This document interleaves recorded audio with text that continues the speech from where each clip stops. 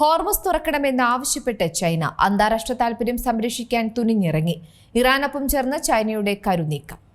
ലോകത്തിലേക്ക് വെച്ച് ഏറ്റവും പ്രധാനപ്പെട്ട കപ്പൽ പാതകളിലൊന്നാണ് ഹോർമുസ് കടലിടുക്ക്. ഈ കടലിടുക്ക് തുറന്നിടണമെന്ന അന്താരാഷ്ട്ര താൽപര്യത്തിനൊപ്പം തങ്ങളും നിലകൊള്ളുന്നു എന്ന് പറഞ്ഞുകൊണ്ട് ചൈനയും രംഗത്ത് വരികയാണ്. ആഗോള ഊർജ്ജ വിപണിയെ തന്നെ ദോഷകരമായി ബാധിക്കുന്ന തരത്തിലുള്ള തടസ്സങ്ങൾ ഈ മേഖലയിൽ ഇനി ഉണ്ടാകരുത് എന്നുള്ള സന്ദേശം കൂടി ചൈന നൽകുന്നു. ഹോർമുസ് വിഷയത്തിൽ തങ്ങളുടെ നിലപാട് ഇറാനെ തന്നെ നേരിട്ട് അറിയിച്ചു എന്നാണ് ഏറ്റവും ഒടുവിൽ നമുക്ക് കിട്ടുന്ന റിപ്പോർട്ട്. പശ്ചിമേഷ്യയിലെ സുപ്രധാന വ്യാപാര പങ്കാളി എന്ന നിലയിൽ ചൈനയുടെ ഈ ഇടപെടൽ ഇറാനുമേലുള്ള നയതന്ത്ര സമ്മർദ്ദം കൂടി വർദ്ധിപ്പിക്കുന്നു. ഇറാനുമേൽ നാൾക്ക് നാൾ സമ്മർദ്ദം ഇത്തരത്തിൽ ഏറുകയാണ്.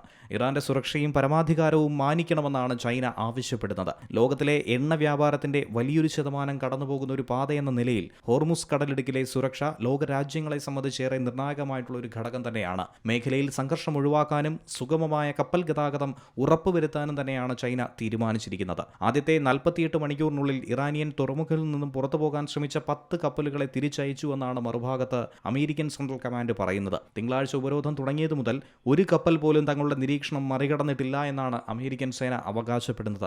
ഇത്തരത്തിലുള്ള ഉപരോധങ്ങളും നിരീക്ഷണങ്ങളും കാരണം ചൈനയും ഇന്ത്യയും അടക്കം ലോകരാജ്യങ്ങളേറെ സംഘർഷാവസ്ഥയിലൂടെ തന്നെയാണ് കടന്നുപോകുന്നത്. സാമ്പത്തികപരമായൊക്കെ തന്നെ വലിയ തിരിച്ചടികൾ നേരിടേണ്ടി വരുന്ന ഒരു സാഹചര്യമുണ്ട്. ബന്ദർ അബ്ബാസിൽ നിന്നും പുറപ്പെട്ട് ഹോർമുസ് കടലിടുക്ക് വഴി ഉപരോധം ലംഘിക്കാൻ ശ്രമിച്ച ഒരു ഇറാനിയൻ ചരക്ക് കപ്പലിനെ USS സ്പ്രൂൻസ് എന്ന മിസൈൽ ഡിസ്ട്രോയർ ഉപയോഗിച്ചുകൊണ്ട് തടയുകയും വളരെ വിജയകരമായി വഴിതിരിച്ചു വിടുകയും ചെയ്തുവെന്നാണ് അമേരിക്കൻ സൈന്യം ഇപ്പോൾ പറയുന്നത്. അതേസമയം അമേരിക്ക ഇറാൻ അടുത്തഘട്ട ചർച്ച ഇസ്ലാമാബാദിൽ വെച്ച് നടക്കാനുള്ള സൂചനകൾ പുറത്തുവന്നു കഴിഞ്ഞു. ഇക്കാര്യം വൈറ്റ് ഹൌസും സ്ഥിരീകരിച്ചു. ഇതിനിടെ ഗൾഫ് മേഖലയിൽ മഞ്ഞുരുകുന്നതിന്റെ ചില സൂചനകളും പുറത്തുവരികയാണ്. നിരന്തരം ആക്രമണങ്ങൾക്ക് ശേഷം വൈസ് പ്രസിഡന്റുമായി ഇറാൻ പാർലമെന്റ് സ്പീക്കർ സംസാരിക്കുകയും ഇതിൽ ഒരു തീരുമാനത്തിലേക്ക് എത്താൻ കടക്കുമെന്നുള്ള പ്രതീക്ഷയടക്കം പങ്കുവയ്ക്കുകയും ചെയ്തിട്ടുണ്ട്. International desk C Malayalam news.